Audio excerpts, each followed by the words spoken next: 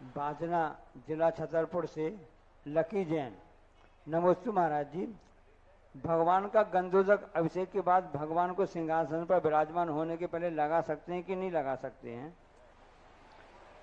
लगाने का निषेध नहीं है, लेकिन जब भगवान अभी आसन पर बैठे हैं तो कम से कम उस थाली में पांडुक शिला में से न लें। यदि नीचे गंधोदक आ चुका है तो फिर ले सकते हैं किसी से। प्रतीक जैन बड़ा गांव से। नमोस्तु। ध्रुवबंध किसे कहते हैं तथा किनके होता है?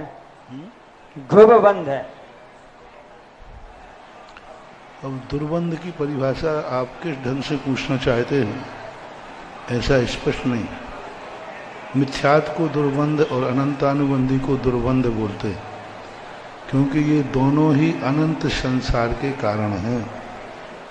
पूज्यपाद स्वामी ने अनंतानुबंधी और मिथ्यात को अनंतम संसारम मिथ्यात्वम तद अनुबंधनती बंधनाति इति अनंतानुबंधी। ये दो ही दुर्बंध हैं, बाकी के दुर्बंधों की कोटि अलग अलग व्याख्या में आई। अब किस अपेक्षा से दुर्बंध और दूसरी अपेक्षा से पाप प्रकृतियां दुर्बंध हैं। पुण्य प्रकृतियों में भी अनेक प्रकृतियां ऐसी हैं जो तुम्हारे अभिप्राय के अनुसार अच्छी भी हैं बुरी भी हैं। आध्यात्म दृष्टि से देखा जाए तो किम होदि सुशीलम जन संसारम प्रवेशेदि। तो अध्यात्म कुंद स्वामी ने तो पूर्ण पाप को सबको एक तरफ ले लिया। किम होदि सुशीलम जन संसारम प्रवेशेदि। सुशील कैसे हो सकता है जो संसार का प्रवेशक है? तो इनकी आपको सापेक्ष प्रश्न करना चाहिए, तभी उत्तर सही मिलेगा। ऐसा। विनोद जैन धनौरा जिला सिवनी से। नमोस्तु महाराज जी। कोई अप्रति श्रावक है, रात्रि में चारों प्रकार का आहार का त्याग है, रात्रि में उल्टी हो जाए या बमन हो जाए तो उसको अपना मुख शुद्धि कर सकता है क्या? शास्त्रों में ऐसा कोई उल्लेख नहीं है। शास्त्रों में इतना ही उल्लेख है, बसुनंदी महाराज ने इस अंतराय के संबंध में इतना ही लिखा है कि जब बमन हो जाए तो त्यागी वृत्ति को मौन ले लेना चाहिए। हम लोगों को आहार के बाद कभी बमन हो जाता तो हम लोग फिर 24 घंटे का मौन ले लेते हैं। मेरे यहाँ सूचक है, तो क्या मैं बोली लेकर के अभिषेक किसी और व्यक्ति से करवा सकता हूँ? हाँ, करा सकते, कोई दूसरे के द्वारा कराने में कोई बाधा नहीं। अशोक जैन तेजारा से। कर्मों के योग्य पुद्गल से क्या तात्पर्य है? कर्मों के योग्य पुद्गल से क्या तात्पर्य है? कर्मों के, क्योंकि पुद्गल के भी अनेक परिणाम हैं, अनेक योग्यताएं हैं। सभी पुद्गलों में सभी प्रकार की योग्यता नहीं होती। जितने पाषाण होते हैं सभी पाषाणों की अलग अलग योग्यता है। मार्बल की अलग है, माणिक की अलग है, पन्ने की अलग है, सैंडस्टोन की अलग है, सबकी योग्यताएं अलग अलग होती हैं। इसी प्रकार पुद्गल फिर एक निश्चित परमाणुओं से बना हुआ ही वह कर्म के योग्य होता है। स्कंद है इसलिए कर्म के योग्य नहीं, उसका एक निश्चित परिमाण है। इस प्रकार के गुण वाले इतने परमाणु एक साथ मिल जाते हैं, उसको फिर कर्म बंधना के योग्य हो जाते हैं। इसे इसका ये अर्थ है सभी पुद्गल स्कंद या परमाणु बंध के योग हों, ऐसा कोई नियम नहीं। संस्कार जैन बमौरी से। नमोस्तु महाराज जी। विद्यार्थी जीवन में सफलता का आप कोई सुझाव सूत्र देने की महती कृपा कीजिए। अच्छी तरह पढ़ाई करिए, यही सफलता का सूत्र है। किसी भी चीज को पढ़ते समय ये होना चाहिए, किसी मेरे हितैषी ने लिखा है। पहला मोटिवेशन, कोई भी किताब कोई भी कोर्स आप पढ़ें तो पढ़ने के पहले यह सोचिए कि यह किताब मेरे परम हितैषी ने लिखी है जो हमारा उपकार चाहता है।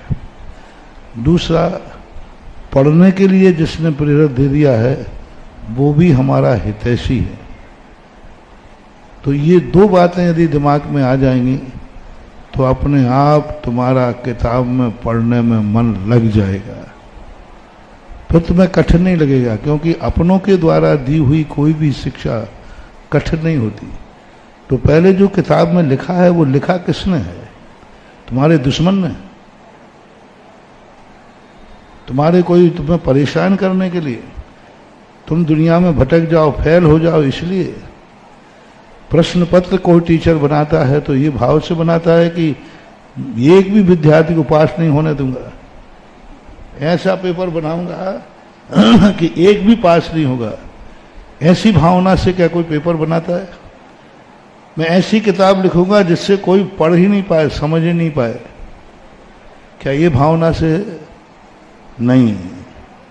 पेपर बनाने वाला मेरा गुरु है, किताब लिखने वाला मेरा गुरु है, स्कूल भेजने वाला मेरा परिवार है, ये सब मेरे हितैषी हैं। और जो कार्य हित के लिए किया जाता है उसको अपने आप तुम्हारा मन लगने लग जाएगा और तुम्हारी आत्मा कहेगी जब हितैषी ने लिखा है तो पढ़ो ना, पढ़ने में ही हित है। राजीव जैन विद्यार्थी अमर पाटन से। नमोस्तु महाराज जी। छपक का सिर की दिशा उत्तर या पूर्व दिशा में क्यों होनी चाहिए? इससे छपक की समाधि में क्या प्रभाव पड़ता है? छपक समाधि में उत्तर या पूर्व समाधि के समय छपक के संबंध में एक भौतिक प्रश्न है कि उसका मुख उसके जो सिर है उत्तर की तरफ होना चाहिए। सीधा सिद्धांत है, उत्तर की तरफ गुरुत्वाकर्षण होता है, मैग्नेट होता है, तो किसी भी चीज को अंदर बाहर निकलने में वो सहयोग देता है। क्योंकि देखो, आपने देखा कि जब आपका कंपास घूमता है तो उसकी सुई उत्तर की तरफ जाती है क्योंकि उत्तर मैग्नेट से भरा हुआ है, उत्तर शक्तियों से भरा हुआ है, उत्तर भारी है अपने आप नेचुरल रूप से, तो उसके कारण से वो अपनी तरफ खींचता है, तो प्राण निकलने में शमूलियत होती है, कष्ट नहीं होता है, यही माना जाता है। पवन जैन खड़गापुर जिला टीकामगढ़ से। दोस्तों महाराज जी, जब से मैंने होश संभाला तब से मैंने पाप कर्म ज्यादा किए, पुण्य बहुत कम किया। आज मैं जब अंतिम पड़ाव में हूँ अपने जीवन के, तो मैं बहुत घबराहट होती है कि इन पाप कर्मों से मैं कैसे मुक्ति प्राप्त कर सकता हूँ। करें। बीतीता है विशारद आगे की सुध ले, यही सूत तुम्हारे लिए काफी। जो हो चुका, जो कर चुके उसको विचार दो। सुबह का भूला शाम को वापस आ जाए, इतने विचार करो और आगे यही सोचो, जो हुआ सो हुआ, अब मत खोदो कुआ, इतने में बोला सुआ, सब मिल खाओ मालपुआ। राजेंद्र मिरर से कि मैं मनचाही मृत्यु के लिए क्या पुरुषार्थ करें जिसे बार बार ना मानना पड़े? मनचाही वस्तु को चाहने के पहले अपनी योग्यता देखो, क्या तो तुम चाह रहे हो, क्या उसके लायक तुम हो, क्या तुमने पूर्व में ऐसी योग्यता हासिल की है? अपनी तरफ पहले देखो। आज प्रातःकाल का प्रवचन भी हमने इसी पर लगभग दिया था कि हमें उपादान शक्तियां और निमित्त शक्तियों को पहचानना होगा, और ये पहचानने के बाद यदि हम पुरुषार्थ करेंगे तो हमें सफलता मिलेगी। बाबा क्या बंद हो रहे हैं? आशुतोष जैन सागर से। महाराज जी नमोस्तु। मैं अपने परीक्षा में एग्जाम में पूरी मेहनत करता हूँ, तब भी कुछ नंबर से रुक जाता हूँ। अब मैं कैसे प्रयास करें, मेहनत करें कि मैं क्लियर हो जाऊं? आप जितने नंबर आ रहे हैं इसी नंबरों में खुश होना शुरू करो। आनंद मनाओ कि मेरी योग्यता इतनी ही है। उन्हीं नंबरों को इतना थैंक्स कहो, इतना थैंक्स कहो कि वे नंबर अपने आप में तुम्हारे लिए कार्य बनेंगे। जो तुम्हारे पास है उसको कोसो मत, जो है उसको थैंक्स कहो, कम से कम यह है तो सही। ठीक है, प्रयास जारी रखना चाहिए। पवन जैन कोटा राजस्थान से। नमोस्तु महाराज जी। कोई भद्र पुरुष को समदृष्टि कह सकते हैं जो कि प्रतिदिन पूजन अभिषेक करता है, आहार दान देता है, भगवती दान सेवा करता रहता है। श्रावकाचारों में ऐसा उल्लेख आया कि चरणान योग के अनुसार ही सम्यक दर्शन का व्यवहार करना चाहिए। चरणानुयोग के अनुसार जो श्रावक के षड आवश्यक है, यदि वो षड आवश्यक का पालन कर रहा है तो सम्यक दृष्टि का व्यवहार करना चाहिए। मूलराज यदि 28 मूल का पालन कर रहे हैं तो उन्हें सच्चे मुनि का व्यवहार करना चाहिए, क्योंकि चरणानुयोग से ही हम किसी व्यक्ति को पकड़ सकते हैं, अन्य अनुयोग से नहीं। अतः सम्यक दृष्टि अपने आप को जब क्रियाएं करता है कोई व्यक्ति तो सम्यक दृष्टि मान के ही करता है, तभी व्यवहार बनेगा, अन्यथा व्यवहार नहीं बन सकता। राजीव जैन अमरपाटन से, जब राजा सन्यास ने भगवान का प्रगान किया था तो परिक्रमा लगाते समय उनकी परछाई को छोड़कर किया था। अब जब परिक्रमा हम लोग लगाते हैं तो स्थान रहता नहीं है, अब परछाई के लिए क्या करें? परछाई को छोड़ के लगाया था ऐसा मैंने तो नहीं पढ़ा कि राजा सन्यास ने परछाई छोड़ के परिक्रमा लगाई हो। 500 धनुष की काया थी तो परछाई कहाँ पड़ेगी? तो फिर कितनी दूर से जाके परिक्रमा लगाएंगे? 3000 फीट की बात, 3000 फीट दूर परछाई लगाएंगे जाकर के? ऐसा कुछ भी नहीं है। छाया अपने आप में एक छाया ही है, छाया खुद जमीन पे पड़ी हुई है, अब क्या उससे करो?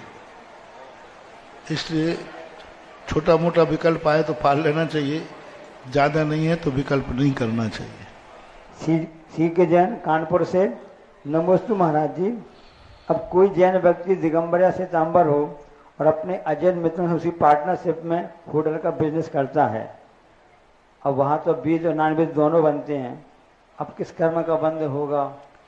वेज और नॉन वेज, देखो वेज और नॉन वेज दोनों बनते हैं तो ये पार्टनरशिप बिल्कुल अनैतिक है, गलत है, सर्वथा अनुचित है। इससे अच्छा है भूखे मर जाना ठीक है, लेकिन जहाँ नॉन वेज हो उससे पार्टनरशिप कदापि नहीं करना चाहिए। नॉन वेज है तो फिर क्या मतलब ही क्या? भूखे मर जाओ ना, क्या बात पर पड़ता है? अरे नॉन वेज जब पार्टनरशिप में है तो इससे बड़ा तो और कुछ हो ही नहीं सकता, कदापि नहीं करना चाहिए, कितना भी लाभ क्यों ना हो। और मैं पूज्य मुनि श्री प्रयोग सागर महाराज जी से विनम्र निवेदन करेंगे कि अपनी जिज्ञासा रखने की महती कृपा कीजिए। पूज्य मुनि श्री प्रयोग सागर जी महाराज।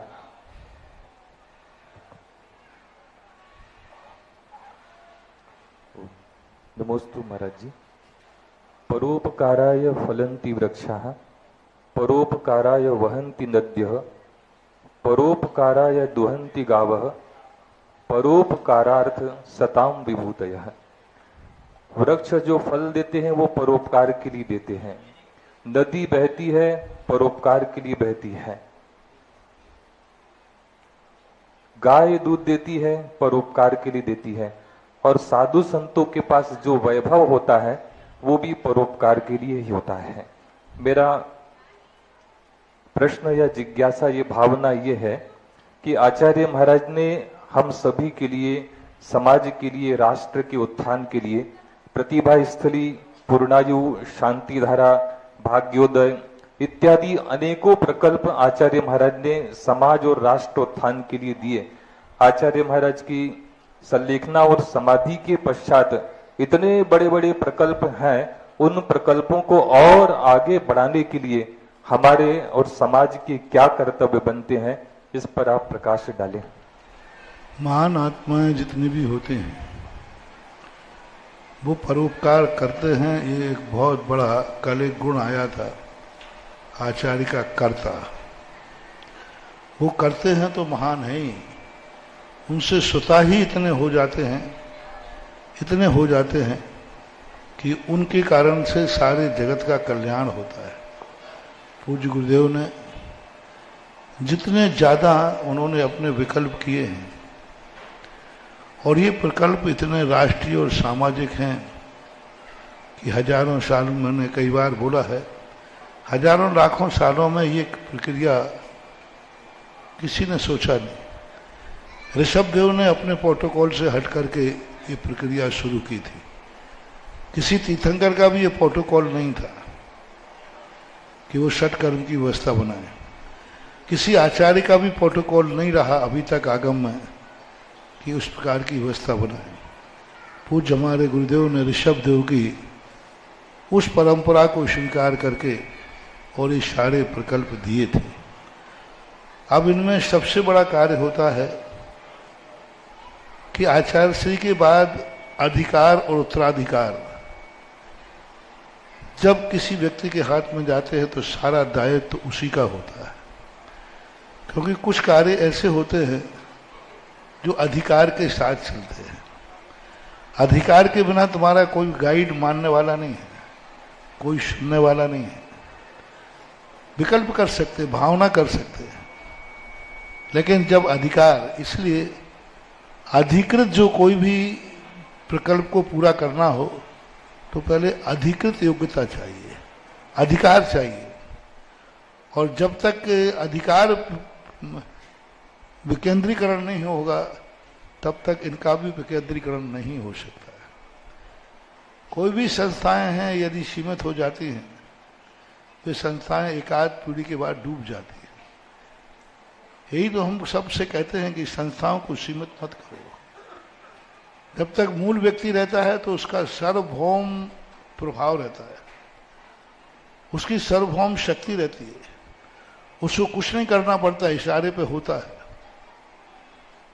लेकिन भरत चक्रवर्ती के जाने के बाद उनके प्रकल्पों को अर्क चक्रवर्ती को पसीना आ गया, क्योंकि भरत चक्रवर्ती अपने आप में वैभव संपन्न था, पुण्यवान था। लेकिन अर्ककीर्ति ने जब सिंहासन पर बैठा तो अर्ककीर्ति वह पुण्य नहीं ले पाया और उन प्रकल्पों के लिए वो अकेला करने में सक्षम नहीं हो पाया और उसका विकेंद्रीकरण नहीं कर पाया। इसलिए किसी भी महान व्यक्तियों के किए हुए प्रकल्पों को पूरा करना है तो अधिकारों का विकेंद्रीकरण करना पड़ेगा। अधिकारों का विकेंद्रीकरण किए बिना कर्तव्य का कोई अपेक्षा नहीं करना चाहिए। कई लोग कहते हैं कि तुम्हारा कर्तव्य क्या है, इनका कर्तव्य जब भी सक्सेस होता है जब अधिकार हो। यदि तुमने कर्तव्य किया और अधिकृत हो गया तो किसी ने कह दिया तुमसे तुम कौन होते हो, तुम किस अधिकार से बोल रहे हो, तो फिर तुम्हारा कर्तव्य तहत का नहस रह जाएगा। इसलिए इन सारे विकल्पों के लिए सभी को अधिकार, मैंने जब कुंडलपुर में था तब भी कहा था कि आचार्य श्री वो चक्रवर्ती, वो सम्राट थे जिनके वैभव को संभालने के लिए एक व्यक्ति सक्षम नहीं होगा, 350 को जुटना होगा। क्योंकि आचार्य श्री वो वैभव थे, वो चक्रवर्ती तो उनके सामने लगता कहाँ है। इतना बड़ा वैभव उनका था, आध्यात्मिक क्षेत्र, सामाजिक क्षेत्र, राष्ट्रीय क्षेत्र, इनके लिए सबके लिए अधिकार वितरित होना पड़ेगा और हर व्यक्ति अपने आप को अधिकृत माने कि यह कार्य मेरे अधिकार में है और वो सर्व अधिकार मान करके करेगा तभी होगा। यदि ये सारे विकल्प एक मुट्ठी में बंद के रह गए तो वो मुट्ठी में ही मर जाएंगे, मुट्ठी में ही उनका अस्तित्व खो जाएगा और ज़्यादा देर तक जीवित रहने वाले नहीं। इसलिए महान आदमियों का जितना वैभव हो उसके अधिकार का विकेंद्रीकरण होना चाहिए और विकेंद्रीकरण ही इसकी सफलता का सबसे बड़ा सूत्र है। मूक माटी रचयिता आचार्य श्री की कृति मूक माटी पर कल से एक अंतर्राष्ट्रीय मूक माटी प्रतियोगिता चालू हो रही है www.vidyasagar.guru पर। आप ऐसे महान आचार्य की महान कृति मूक माटी पर जरूर उस पर अपनी परीक्षा में भाग लीजिए और आचार्य श्री की मूक माटी क्या कहती है उसको जानिए। और मैं नागपुर के नगर गौरव निरापक मुनि श्री वीर सागर जी से निवेदन करेंगे कि अपनी जिज्ञासा रखने की महती कृपा कीजिए। नमोस्तु महर्षि।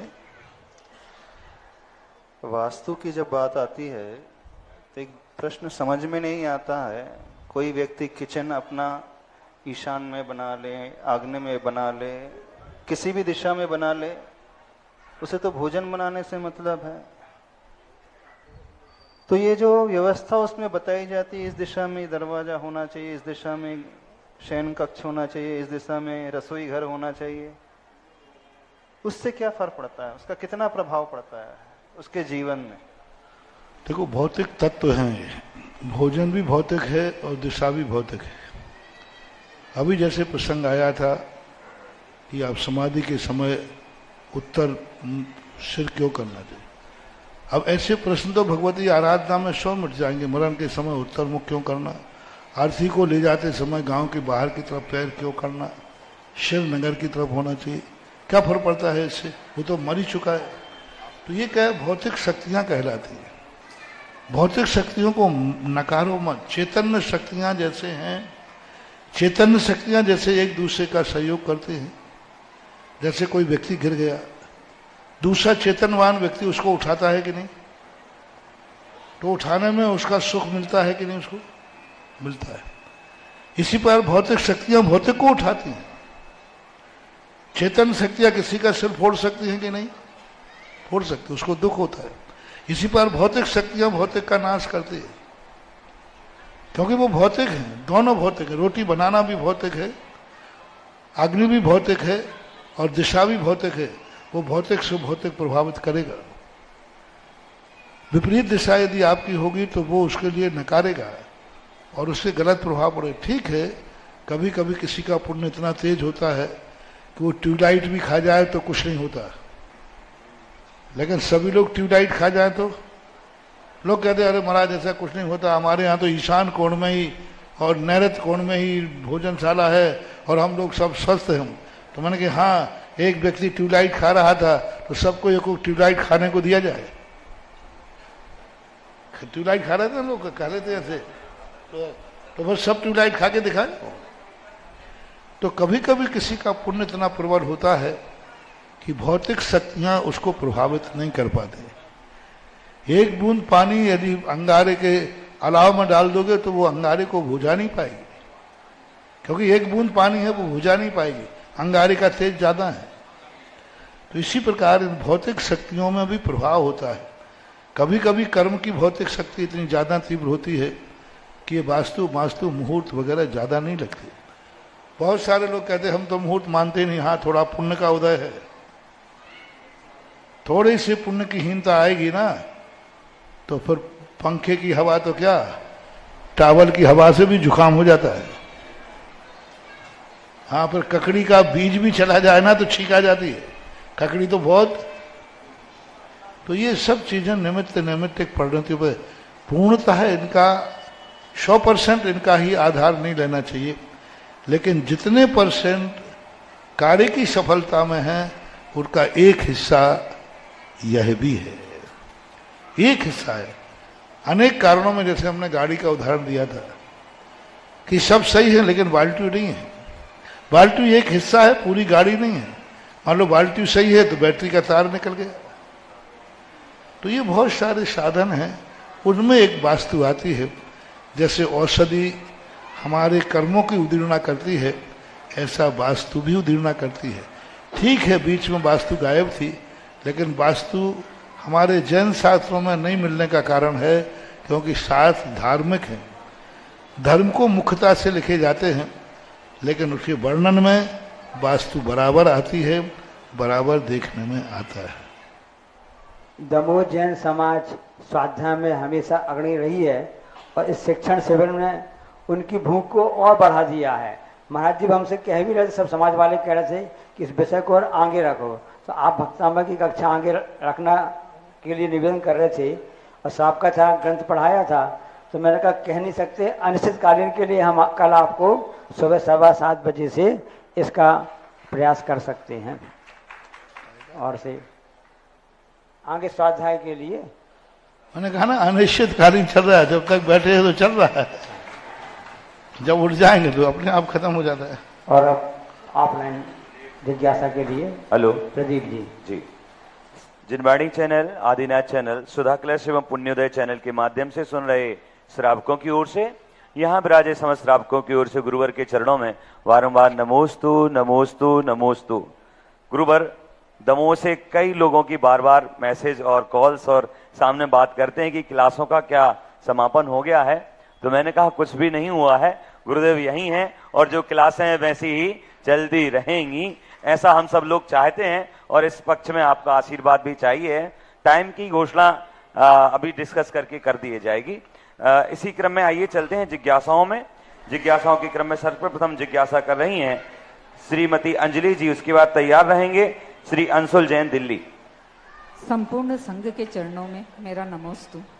महाराज जी, परिवार से ऊपर सामाजिक हित होता है और समाज से ऊपर राष्ट्र हित। इसी उद्देश्य से आचार्य श्री ने हथकरघा शुरू किया। आचार्य श्री के सपने को पूरा करने के लिए हम ऐसा क्या करें कि यह सिर्फ जैनियों तक सीमित न रहे? अभी महाराज जी इस प्रश्न को कर चुके हैं। जो व्यक्ति जिससे जुड़ा रहता है उसी को क्यों बढ़ाना चाहता है? जो व्यक्ति जिससे जुड़ा है, मान लो बहन हथकरघा से जुड़ी, इसलिए हथकरघा का प्रयोग करेंगे। जो जिससे जुड़ा रहता है उसी को बढ़ाने के लिए सोचता है। और महाराज ने अभी सारे विकल्पों पर प्रश्न कर दिया और मैंने इस विकल्पों का समाधान भी अपनी बुद्धि से दे दिया। श्रीमती ज्योति जी प्रश्न पूछ रही, तैयार रहेंगे श्री अंशुल जी। कृपया पूरा जिज्ञासा समाधान सुने। आपका प्रश्न यदि किसी और ने पूछ लिया तो आप दोबारा ना करें जी। सभी महाराज जी के चरणों में बारंबार नमोस्तु नमोस्तु नमोस्तु। महाराज जी, हमने बचपन से यह सिखाया गया है कि कोई भी सामान खरीदो तो जैन की दुकान से खरीदो, जिससे निम्न वर्ग के लोगों को ऊंचा उठाया जा सके। लेकिन मंदिर में आज तक कभी नहीं देखे कि निम्न वर्ग के लोगों को सौधर्म इंद्र बनाया गया हो। मेरी शंका यह है कि कभी निम्न वर्ग के लोग इसलिए नहीं आ पाते हैं कि वे निम्न वर्ग के लोग ऊंचे तो उठ नहीं पाते हैं, ऊंचों वालों को और निम्न वर्ग का बना देते हैं। हुआ है, कई बार हुआ है। इसके संबंध में बहुत सारे विकल्प हुए। चंपत बैरिस्टर चंपत राय जी वकील हुए, पूज्यवर शांति सागर महाराज के समय सारे विकल्प हुए। उससे नुकसान ही हुआ है। एक गिरे हुए को उठाने के लिए उठाने का प्रयास किया, वो 100 लोगों के लिए गिरा के चला गया। एक अशुद्ध व्यक्ति को अंदर प्रवेश किया, वो तो शुद्ध कपड़े पहन नहीं पाया, जो शुद्ध पहने थे उनको अशुद्ध करके और चला गया। ये प्रयास बहुत बार हुए हैं और आज का समय इन सब चीज़ों का नहीं है। भावना तो उठाने का अर्थ द्रव्य क्यों लेते हैं? पूज्यवर शांति सागर महाराज ने डॉक्टर बैरिस्टर अम्बेडकर के सामने ये प्रश्न रखा था, आप रोटी बेटी से ही संबंध क्यों मानते हो उठना? आप क्यों अभिषेक पूजन से ही मानते हैं कि हमें उठाना है? आप भावनात्मक उठाइए ना। चांडाल को जैनी बनाया गया, कौन से उसने भगवान का अभिषेक किया था? धीवर को जैनी बना गया, कौन सा अभिषेक महाराज को हार दिया था? एक मातंग के लिए कौन से हार दिलाए गए थे और वो जैनी बनकर सम्यक दृष्टि बना? अष्टमी चौदस का हिंसा का चौदस का त्याग करके एक व्यक्ति जैनी बन गया, देवताओं ने जय जयकार की। लोग यही सबसे बड़ी भूल कर रहे हैं कि अनुष्ठान में प्रवेश करना चाहिए। हमें अभिषेक का अधिकार दिलाओ, हमें भगविंद्र बनने का अभिषेक दिलाओ, हमें महाराज को आहार का अभिषेक दिलाओ। ये धर्म है ही नहीं, ये तो धर्म के साधन है। हमारे शास्त्रों में पहले जैनी बनाया गया, लेकिन आज तक किसी इस प्रकार के वर्गों को उठा करके महाराज के चौकी में नहीं भेजा गया। आगम में एक उदाहरण बता दीजिए। निम्न वर्ग के लोग सम्यक दृष्टि हुए हैं, निम्न वर्ग के लोग पंचम गुण स्थान तक जा सकते हैं, लेकिन आज तक निम्न वर्ग को कहीं चौके में आहार देते हुए कथा नहीं आई। किसी भगवान के अभिषेक करते हुए निम्न व्यक्ति ने अभिषेक किया, ऐसा कथा नहीं आई। किसी ने जाकर के भगवान की मूर्ति बैठा ली, इंद्र बनाया, ऐसा कहीं उल्लेख नहीं आया। ये सब भी फजूल की बातें हैं। आगम का ज्ञान करो, शास्त्र ने धर्म का वास्तविक स्वरूप समझो, भाव आत्मक। एक बहुत अच्छा हरिजन बंधु थे, स्थान का नाम लिए बिना बता रहा हूं। वास्तविक धर्मात्मा कैसे थे वो? उन्होंने कहा, महाराज जी मुझे जैन बनना है, पर यह ध्यान रखना महाराज, मैं अभिषेक नहीं करूंगा, मैं आहार नहीं दूंगा, मैं इंद्र नहीं बनूंगा, क्योंकि मैं जानता हूं मेरा कुल उसके योग्य नहीं है, बस मुझे जैन बनना है, इतना सा है। और आज वो 48 मिनट में पानी छान कर पीते हैं। 48 मिनट में 49 मिनट नहीं, 48 मिनट के अंदर पानी छना पीते। रात में चारों प्रकार के अन्न जल का याद छोड़े मानस सम के दर्शन करके भगवान अपना नियम तोड़ते हैं। गणंत की कोई चीज खाते नहीं, कुछ भी नहीं खाते। आज तक भारत में इतना जैनी नहीं मिलेगा जितना वो हरिजन होकर के जैन धन पाल रहे हैं। और उन्होंने खुद कहा कि मैं अनुष्ठान में प्रवेश नहीं करूंगा क्योंकि मैं जानता हूं हमारा कुल किस प्रकार का है।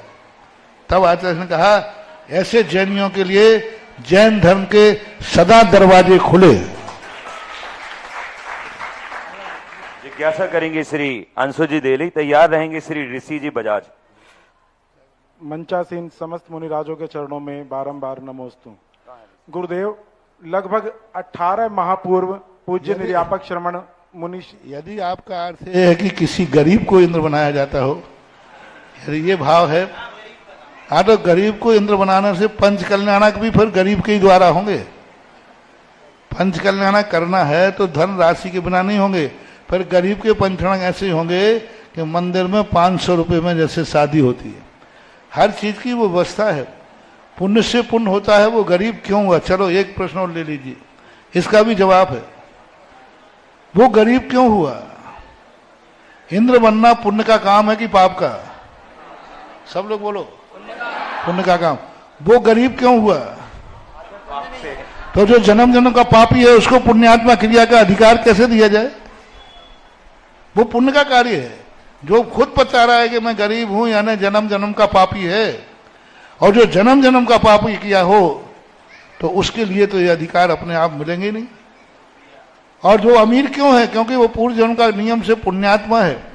तो जन्म जन्म के पुण्यात्मा को ही पुण्य की क्रिया मिलती है। टका में टका और धक्का में धक्का, पानी पानी को खींचता है। यही हाथ चलिया में देख लीजिए। अरे भाई, वो जन्म जन्म का पुण्यात्मा है, उसने पूर्व भाव में दान दिए, आज उसके पास धन है। तुम्हारे पास इसलिए नहीं कि तुमने पूर्व भाव में धन था, वो पापों में कमाया। तो जन्म जन्म के पापी को वर्तमान में पूंजी का काम करता है। यहां ये लगाना चाहिए, ये नहीं सोचना चाहिए पैसे वाले को ही मौका दिया जा रहा है। ये सोचना चाहिए जन्म जन्म के पुण्यात्मा को मौका दिया जा रहा है, क्योंकि बिना पुण्य के धन आ नहीं सकता। कौन धन नहीं चाहता है, लेकिन नहीं आता। तो जन्म जन्म के पुण्यात्मा को मौका मिलता है, और गरीब को यह सोचना चाहिए मैं जन्म जन्म का पापी हूं, तभी तो मैं गरीब हुआ हूं। और जब जन्म जन्म का पापी है तो ऐसी पुण्य क्रिया जन्म जन्म के पापियों को दिया जाए तो उस क्रिया में भी अतिशय खत्म हो जाता है।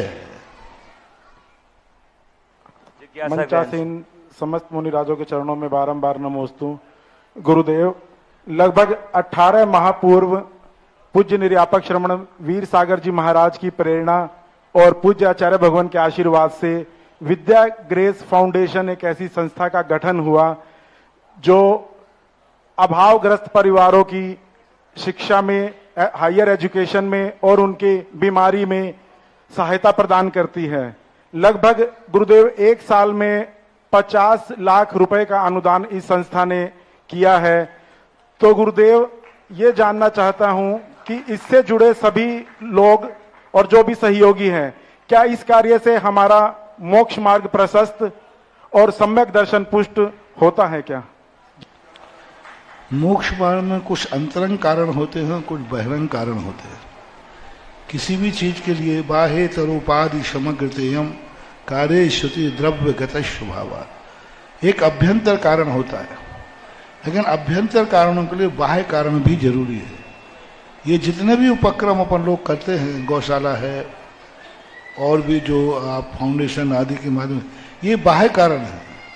और बाह्य कारण ऐसा काम करते हैं जैसे दीपक को बुझते हुए को चिमनी काम करती है, ऐसा ही ये धर्म के दीपक को चिमनी का काम करता है।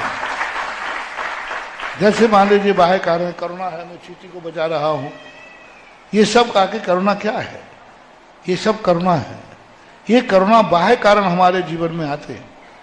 दीपक तो रत्नत्रय है, दीपक तो अध्यात्म है, वो प्रकाश पुंज है, लेकिन ये बाह्य कारण जो हैं ये चिमनी का काम करते हैं।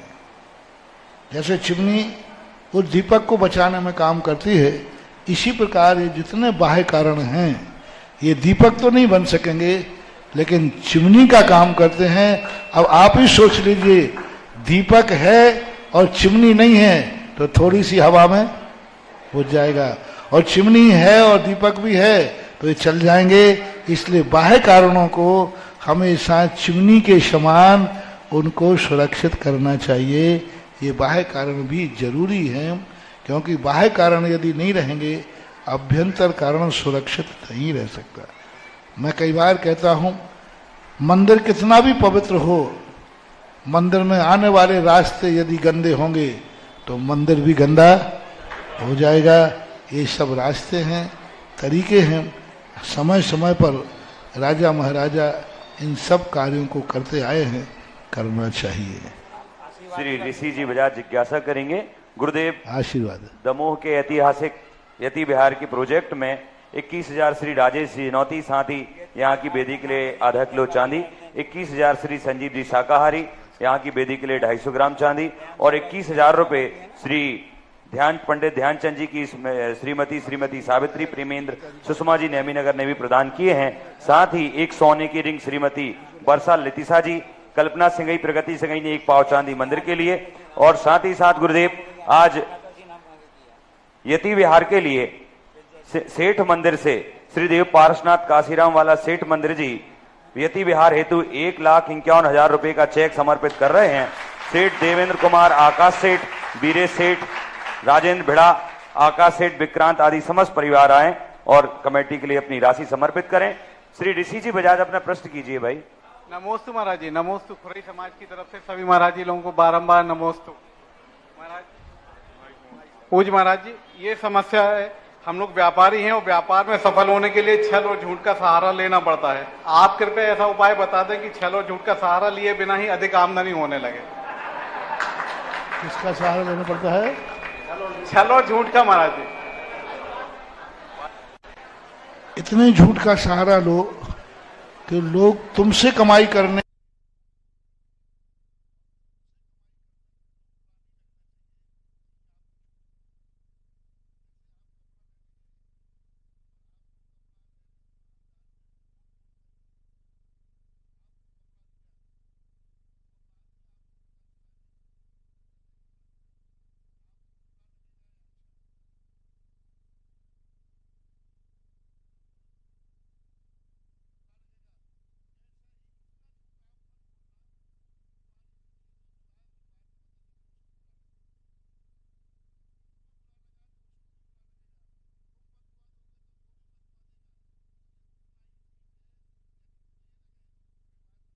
यदि वो मुझे ठगता नहीं तो कम बाल बच्चे कैसे पालेगा?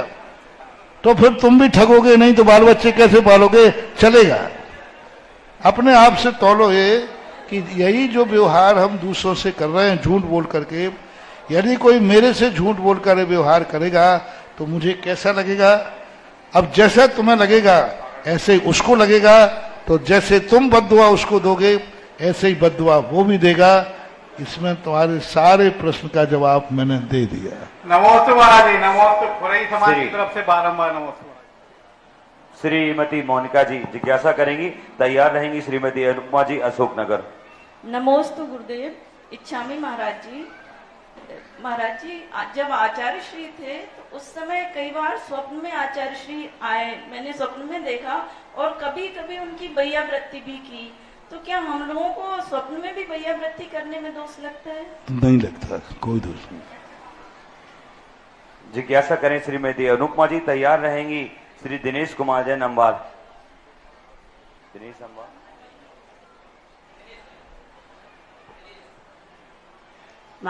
नमोस्तु महाराज श्री, नमोस्तु महाराज श्री। मैं ये पूछ रही हूँ, मंदिर में जब शांति धारा या अभिषेक होता है उस समय परिक्रमा देना चाहिए या नहीं देना चाहिए? अभी व्यवस्थाओं के ऊपर है। यदि मान लो उसी समय अभिषेक हो रहा है, अब उसी में तुम परिक्रमा लगाओ तो अभिषेक करने वालों को डिस्टर्ब हो जाए, छू जाए। तो व्यवस्थाएं देख करके ही कार्य करना चाहिए जिससे दूसरी क्रिया में बाधा न पहुंचे। श्री दिनेश कुमार जी अम्बा, तैयार रहेंगे श्री महावीर कुमार जी, पंड्या छावनी, गुना कमेटी। महाराज श्री, मेरी यह जिज्ञासा है कि आज की युवा पीढ़ी धर्म से जुड़ना चाहती है और जैन भोजन के लिए नियम लेना चाहती है, पर जितने भी विद्यालय महाविद्यालय हैं वहां पर जैन भोजन तो बहुत दूर की बात है, शाकाहार मांसाहार की बहुत सारी। मैं ऐसा युवा पीढ़ी को क्या करना चाहिए कि जितने भी IIT NIT और विद्यालय महाविद्यालय हैं वहां पर शाकाहार ही उपलब्ध हो और वहां पर जैन भोजन भी उपलब्ध हो। कृपया इसके लिए मार्गदर्शन। सबसे बड़ा कार्य करना चाहिए कि स्वयं के विद्यालय खोलना चाहिए। दूसरी बात, ऐसे विद्यालयों में जाकर के आपको अपना यूनियन बनाना चाहिए, शाकाहारियों का यूनियन बना करके, और मैनेजमेंट को यदि अपन इच्छा शक्ति के साथ कन्वर्ट करेंगे तो मैनेजमेंट आपको अलग से शाकाहार की व्यवस्था कर सकता है। एक स्थान पर राजस्थान में हुआ था ऐसे, तो मैंने वहाँ पूछा हॉस्टल में शाकाहारी कितने हैं, तो उन्होंने कहा कि हम बहुत करीबन 50-60% थे। मैंने कहा हो जाएगी व्यवस्था, हो जाएगी। 60% लोगों ने बैठकर बच्चों ने निर्णय किया और मैनेजमेंट से कहा हम लोग सब शाकाहारी हैं, हम लोगों की भावना का आहत होती है। तुरंत मैनेजमेंट ने तुरंत निर्णय लिया कि कल से शाकाहारी का भोजनालय अलग होगा, मांसाहारी का अलग होगा। हम आवाज ही नहीं उठाते, हम एडजस्ट कर लेते हैं। यदि हम आवाज उठाएंगे तो जरूर सुनवाई होती है। 1.5 लाख ऐसी धाराएं हैं जो कि जैनियों के पक्ष में हैं, लेकिन जैनी कभी कोतवाली जाकर FIR नहीं लिखाते। 1.5 लाख ऐसे प्रसंग हैं जो कोर्ट से पास है, लेकिन आप लोग कभी जाकर के ऐतराज नहीं करते, कभी आप जाके कोर्ट में एप्लीकेशन नहीं लगाते कि ये बाजार में क्यों हो रहा है, ऐसा क्यों हो रहा है। यदि आप इसका एप्लीकेशन लगाएं कि हम शाकाहारी हैं और स्कूल में हैं, आपको कोर्ट भी जाना पड़े तो जाइए, थाने जाना पड़े तो जाइए। मैं तो ये कहता हूँ ये जरूरत नहीं पड़ेगी, आप अपना संगठन बना करके मैनेजमेंट से यदि आप कहेंगे और वो 60 बच्चों को बाहर जाते देखेगा, वो तो कमाने के लिए बैठे, वो तो कमाने के लिए बैठे, वो अपने आप बनाएंगे। लेकिन हम आवाज नहीं उठाते, बच्चे लोग आवाज नहीं उठाते, बच्चे लोग शर्म कर जाते हैं और उसी में जाकर एडजस्ट होते रहते हैं। ये सबसे बड़ी कमी है। जिज्ञासा करेंगे श्री महावीर जी पंड्या। तैयार रहेंगी श्री संदीप जी गांगरा, भाईजी मंदिर। 1 किलो चांदी की घोषणा श्रीमती सुलोचना जी ने की है। साथ ही सम्मानी श्री ऋषभ कुमार जी की स्मृति में उनके पुत्र राकेश कुमार जी ने 21,000 रुपए की राशि यति बिहार के लिए समर्पित की है। और श्री दिगंबर जैन मंदिर सदगुआ सागर नाका की समस्त कमेटी भी 51,000 रुपए की राशि यति बिहार के लिए समर्पित कर रही है। स्वागत। जिज्ञासा करेंगे पंड्या जी। तैयार रहेंगे श्री संदीप जी गांगरा। मंच पे आसीन समस्त मुनिवरों को मुना जैन समाज और मेरी ओर से बार बार नमस्तु नमस्तु नमस्तु। महाराज जी, जैन धर्म में बहुत सी स्तुतियाँ भावनाएं लिखी गई हैं और हम में से अधिकांश लोग उनको प्रतिदिन पढ़ते हैं। पूजन की जयमाला भी इतनी अच्छी लिखी गई है कि हम उनको पढ़ते हैं, लेकिन जीवन में जैसे मेरी भावना है, बैराग भावना है, आलोचना पाठ है, समाधि भावना है, विनय पाठ है, लेकिन जीवन में जो परिवर्तन आना चाहिए वो क्यों नहीं आता? देखो, जितना आप भोजन करते हैं पूरी ताकत के लिए, लेकिन जितनी भोजन में ताकत है उतनी भोजन खाने के बाद शरीर में आती नहीं। जब ये लोग बताते हैं कि इसमें इतना प्रोटीन है, इसमें इतना है, तो इतना सारा खा लिया लेकिन शरीर तो ज्यों का त्यों रहता है। तो वो जठराग्नि के अनुसार होता है। इसी प्रकार भावनाओं में लिखा रहता है, लेकिन भावनाओं के अनुसार हमारी उतनी ही ताकत आ जाएगी, शो बात नहीं। लेकिन इतना तो है, कम से कम पढ़ते समय वैचारिक क्रांति तो होती है। हमारे यहाँ सबसे पहले रखा गया वैचार क्रांति, आचार क्रांति नहीं। मोक्ष मार्ग में सबसे पहले सम्यक दर्शन रखा, चारित्र नहीं, वैचारिक क्रांति। यदि विचारों में हमें ये परिवर्तन आ गया कि नहीं ये गलत है, ये सही है, इसी का नाम तो सम्यक दर्शन है। चौथे गुण स्थान में आचार की कोई शर्त नहीं लगी। वैचारिक क्रांति, विचारों को बदलो, तुम कुछ भी त्याग मत करो, विचारों में लाओ कि ये गलत है। तो भावनाएं पढ़ने से वैचारिक क्रांति होती है, आचार की क्रांति उसकी योग्यता के अनुसार होती है, ऐसा मान। जिज्ञासा करें श्री संदीप जी गांगरा। तैयार रहेंगी ब्रह्मचारिणी शोभा दीदी, नागपुर। गुरुदेव नमस्तु। गुरुदेव, मेरी जिज्ञासा ये है कि हम जो 24 तीर्थंकर भगवान की पूजाएं होती हैं, जिन्हें कवि बक्तावर या पुष्पेंदु कवि महाकवियों ने जो रचना की है, उन्होंने भगवान की स्तुति का और भगवान के गुणों का बखान तो किया है, लेकिन साथ साथ कुछ कुछ सारी पूजाओं में अधिकतर जिनकी जो जयमाला है उसमें उन्होंने कुछ मांगने के भाव भी रखे हैं। तो गुरुदेव जैसे तुम ही हो जग जीवन के पितु हो, तुम ही बिन कारण ते हेतु हो, या अजी नाथ मेरी जरा और हेरो, बड़ी नाव तेरी रति बोझ बेरो। तो गुरुदेव सभी यही कहते हैं कि भगवान से कुछ मांगना तो चाहिए नहीं, लेकिन उन्होंने जो लाइनें लिखी उसमें मांगने का कुछ भाव आया है। चलिए महाकवियों की अपन छोड़ दें, हम लोग जो 365 दिन प्रतिदिन पूजा करते हैं तो गुणों का स्तवन तो भगवान का हम करते हैं, लेकिन कहीं कहीं हम मैं समझ गया। हम सदा कहते हैं कि माँ से रोटी मांगना नहीं चाहिए, बिना मांगे मिलना चाहिए, लेकिन मम्मी से रोटी मांग ली तो कौन सा पाप हो गया? बोलो। इसी प्रकार भगवान से कभी रोटी मांग ली तो कौन सा पाप हो गया?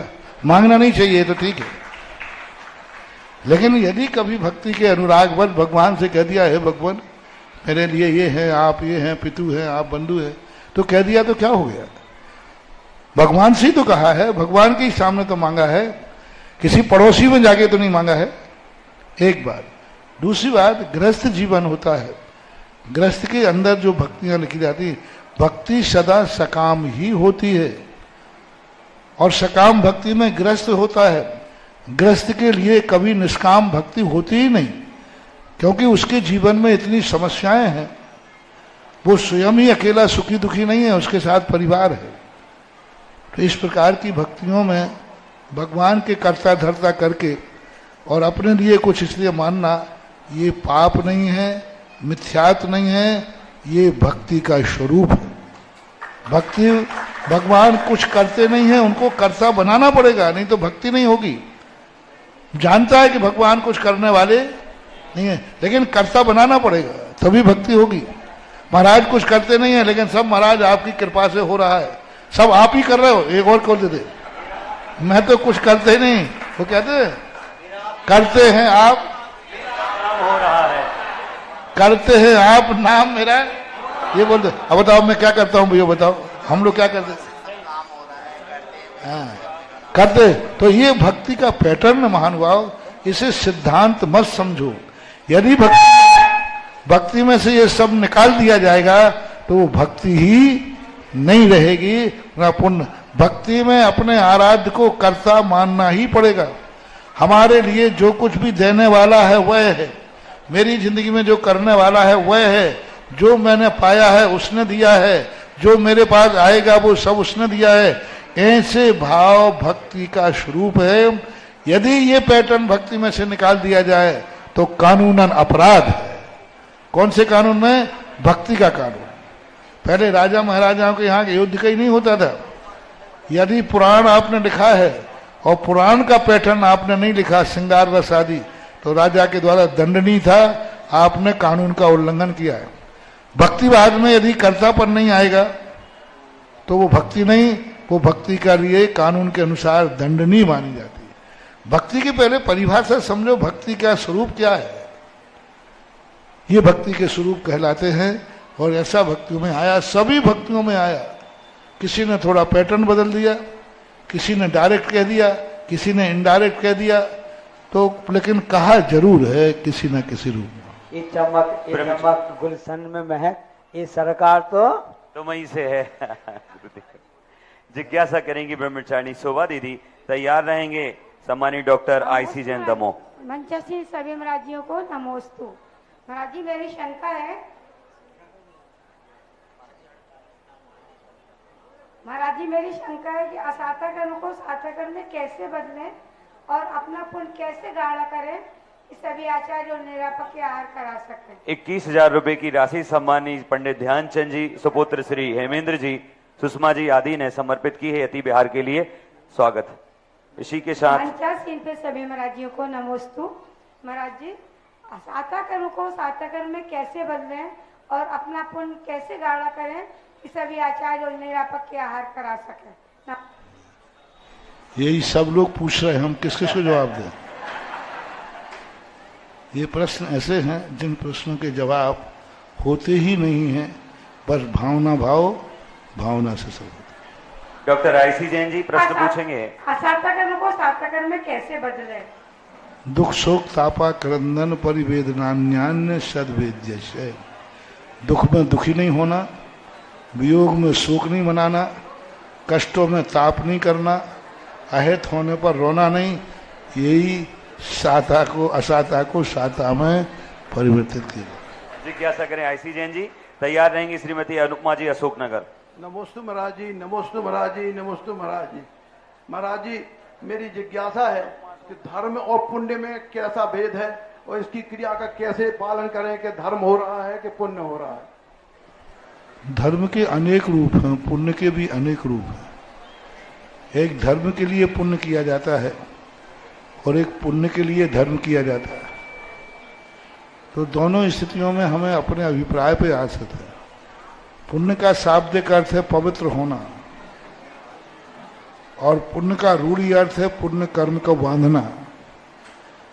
और धर्म जो है कारण को लेकर के किस प्रकार की आवश्यकता है, कहाँ किस प्रकार की जरूरत है, उस जरूरत को पूर्ण कर देना भी धर्म है। भूखा है तो रोटी खिलाना ही धर्म है, बीमार है तो दवाई खिलाना देना ही धर्म है, कोई परेशान है तो उसको अभय दान देना ही धर्म है। तो धर्म की परिभाषाएं अनेक अनेक रूप में बनती रहीं। किसी मोक्ष जाना है तो सम्यक दर्शन ज्ञान चारित्र ही धर्म है। तो आप किस धर्म की बात करें? और वैसे पूछा जाए, जो कार्तिकेय स्वामी कहते हैं बत्थु साहब धर्म, वस्तु का स्वभाव धर्म है। अब ये लोग सब आ गया, कुत्ते की पूंछ टेढ़ी क्यों है? क्योंकि पूंछ का धर्म है। यदि वो सीधी हो जाए तो पागल है।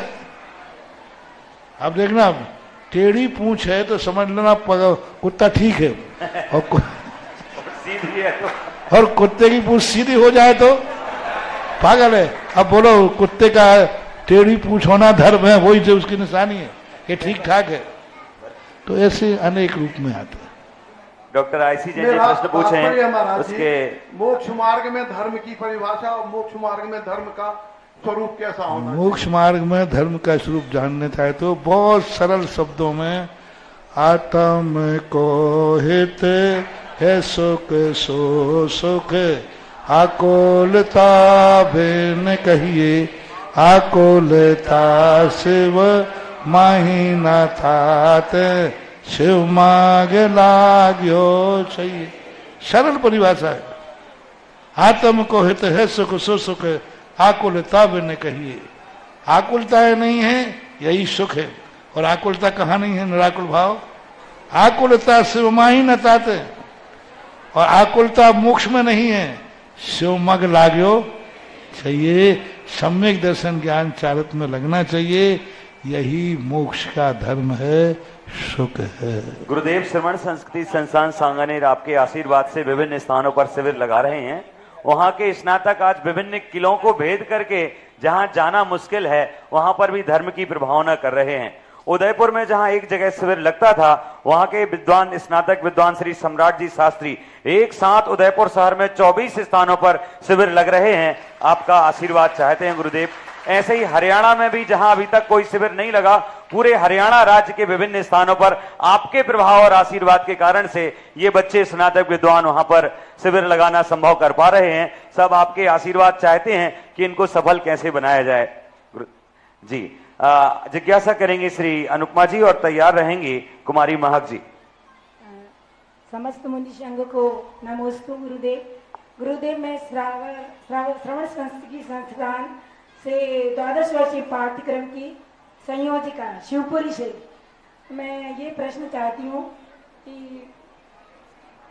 इसका समाधान ये कि जो अभी आपने अनिवार्य पाठ्यक्रम तो रखा था, उसके साथ साथ जो ऐच्छिक पाठ्यक्रम भी उसमें शामिल कर दिया है, उसके बारे में जो हमारे यहाँ की स्वाध्यायी महिलाएं हैं वह कहती हैं कि हम गृहस्थ में होते हुए केवल अनिवार्य तो पढ़ नहीं पा रहे, साथ में ऐच्छिक का कैसे मतलब साथ में इतना पढ़ सके, उसमें मैं भी शामिल हूँ क्योंकि मैं सुनिए, क्लास में गधे भी पढ़ते हो, घोड़े भी पढ़ते हो, शेर भी पढ़ते हैं। कुछ लोग ऐसे विद्यार्थी भी है जो कहते हैं इतना सा विषय, कुछ और विषय बढ़ाओ। कोई विषय नहीं, एक ग्रंथ पढ़ने के लिए रख दिया तो जो टॉपर होते हैं उन टॉपरों को कंट्रोल करने के लिए विषय को एक से बढ़ा गया। तुम लोग जैसे तो जितना पढ़ रहे हो उतना ही बहुत है। हाँ, उनमें से भी एक से उनको किया जो कहते महाराज हम एक ग्रंथ पढ़ेंगे साल भर में, कुछ साइड के ग्रंथ भी दीजिए। और ग्रंथ इतने ज्यादा हैं कि उनको कहीं ना कहीं, मान लीजिए 1000 विद्यार्थियों में से 10 विद्यार्थियों ने भी एक पढ़ लिया तो वो 10 विद्यार्थियों के लिए वो एक रखा है, 990 लोगों के लिए नहीं है। 10 नंबर का ही तो एक है, मतलब 100 नंबर में 10 नंबर का एक रखा। क्योंकि 10 नंबर का उनके लिखा, जो टॉपर होते हैं कई बार 10-10 टॉपर आ जाते हैं, तो उनको कंट्रोल करने के लिए सारी व्यवस्थाएं हैं। उनमें जरूरी नहीं कि आप पूरा ही विषय पढ़े, आपको नहीं पढ़ना है, आप एक पढ़ लीजिए, 2 पढ़ लीजिए, ऐसा। और यहाँ पर 12 वर्षीय पाठ्यक्रम में जो भी भाग लेना चाहता है वो भैया यहाँ पर काउंटर पर रहते हैं, इनकी हेल्प से आप नाम लिखवा सकते हैं, फॉर्म भर सकते हैं। एवं यहाँ 12 वर्षीय के स्थानीय संयोजक श्री संजीव जी शाकाहारी एवं श्रीमान संतोष कुमार जी अविनाशी हैं, आप उनसे भी संपर्क करके 12 वर्षीय पाठ्यक्रम में भाग ले सकते हैं। जिज्ञासा करेंगी प्रीति जी बड़कुल, साथ में महक जी, और तैयार रहेंगी कुमारी आर्या जी। मुनिश्री के चरणों में बारंबार नमोस्तु नमोस्तु नमोस्तु। महर्षि कहते हैं कितना बड़ा है ये रोग कि क्या कहेंगे लोग, कहने वाले कहते जाते, कहने से क्या कश्ती रुकती है, तूफानों में भरते जाने से मंजिल की मस्ती बढ़ती है। मुनिश्री मेरी जिज्ञासा है कि आजकल थोड़ा बहुत भी कुछ हो तो सबसे पहले मन में विचार आता है कि लोग क्या कहेंगे। लोगों की बातों का हमारे जीवन में बहुत प्रभाव पड़ता है, तो हम लोगों की बातों से कैसे बचें? यदि लोगों की बातों का कोई प्रभाव पड़ता है तो तुम लोग इतने गलत कार्य करते हो तो ये बात क्यों नहीं आती महाराज जी क्या कहेंगे। लोग कहेंगे ये चिंता तो है, महाराज जी क्या कहेंगे, इस पर भी तो विचार करना चाहिए, क्योंकि हम लोग भी तो उसी कोटि में हैं। हम लोग कितने तुम लोगों की गलत बात, लोग क्या कहेंगे, महाराज क्या कहेंगे। अच्छे कार्यों के लिए लोगों की चिंता नहीं करना चाहिए, और बुरे कार्य करने के लिए सदा ये बात दिमाग में रखना चाहिए। जब गलत कार्य करना पड़े तो ये बात आना चाहिए, लोग क्या कहेंगे, लोग क्या कहेंगे। एक इतना वरदान बात कहे, कितने लोग पापों को करना चाहते हैं लेकिन मात इसलिए नहीं करते कि लोग क्या कहेंगे, तो इससे अच्छा वाक्य और क्या होगा। लोग क्या कहेंगे इसलिए नहीं करना चाहते, और उसमें ये और जोड़ दिया जाए कि महाराज क्या कहेंगे तो तुम्हारा बेड़ा पार हो जाएगा। अब अच्छे कार्यों में करने के लिए लोग कहते हैं तो वो सज्जन नहीं माने जाते, क्योंकि अच्छे कार्यों में सज्जन व्यक्ति कुछ नहीं कहते हैं, दुर्जन कहते हैं। तो दुर्जन लोग क्या कहेंगे ये हमें ध्यान नहीं रखना, और सज्जन लोग क्या कहेंगे ये सदा ध्यान रखना चाहिए। और जिज्ञासा समाधान का कार्यक्रम संपन्न होता है। आइए चलते हैं गुरुवर की आरती की ओर। साक्षात विराजे हैं सप्तर्षि तीर्थ चक्रवर्ती गुरुदेव, और गुरुदेव की आरती का कौन महानुभाव जो अपनी बात आगे रखना चाहता है। 21,121 बोलो कुंडलपुर के बड़े बाबा की, बोले आदिनाथ भगवान की। भगवान की आरती करने के लिए 21,121, 21,121 1, 21,121 2, और कोई महानुभाव आप सभी बैठे रहेंगे। जिसका चयन हो रहा है आरती के लिए सर्वप्रथम वही आगे आएंगे, बाकी सभी महानुभाव पीछे रहेंगे। भगवान की आरती करने के लिए 21,121, 21,121 1, 21,121 2, 21,121 2.5। जिनवाणी चैनल पर यति विहार, जिसके कॉर्नर में एक स्पोर्ट्स क्लब भी बनाया जा रहा है, अखाड़ा भी, वहां पर यदि आप दान राशि देना चाहते हैं तो अकाउंट नंबर जिनवाणी चैनल पर चल रहा है, आप वहां पर अपना नाम आदि दे सकते हैं, या यहाँ के कोषाध्यक्ष महोदय संपर्क कर सकते हैं। आज के आरती करने के लिए क्या 21,121 1, 21,121 2, 21,121 2.5, और ये 21,121 रुपया 3, यह सौभाग्य मिला है, सम्मानीय। और दूसरी तरफ से आरती करने के लिए जिन्होंने अपनी भावनाएं रखी हैं, बिल्कुल आगे चलकर ना आए, झूमने की जरूरत पीछे ही है, प्लीज टेबल्स को क्रॉस ना करें, इन पर जिनवाणी विराजमान होती हैं, इसलिए आप जहां खड़े हैं वहीं से आरती संपन्न हो सकती है। मित्रों, स्तुति ओर से जिज्ञासा आरती करने के लिए अपने भाव प्रकट किए हैं सम्मानीय श्री मुन्नालाल जैन शास्त्री, प्राचार्य श्रीमती कमलेश जैन, मयंक जैन, श्रीमती पारुल जैन, पराग जैन, नेमीनगर कॉलोनी दमोह। ये चाहें तो इनका भी आमंत्रण है। आ रहा प्रथम आरती के नाम। प्रथम आरती 21,000 रुपए की राशि से श्रीमान संजय जैन, संयम जैन, हर्रई, पूजा, ज्योति जी, सुलभ जी, सुमित जी, महाराजपुर हर्रई परिवार ने प्राप्त किया है। स्वागत है, आप पहुंचे हैं आरती के लिए। जी, आरती को प्रारंभ करें।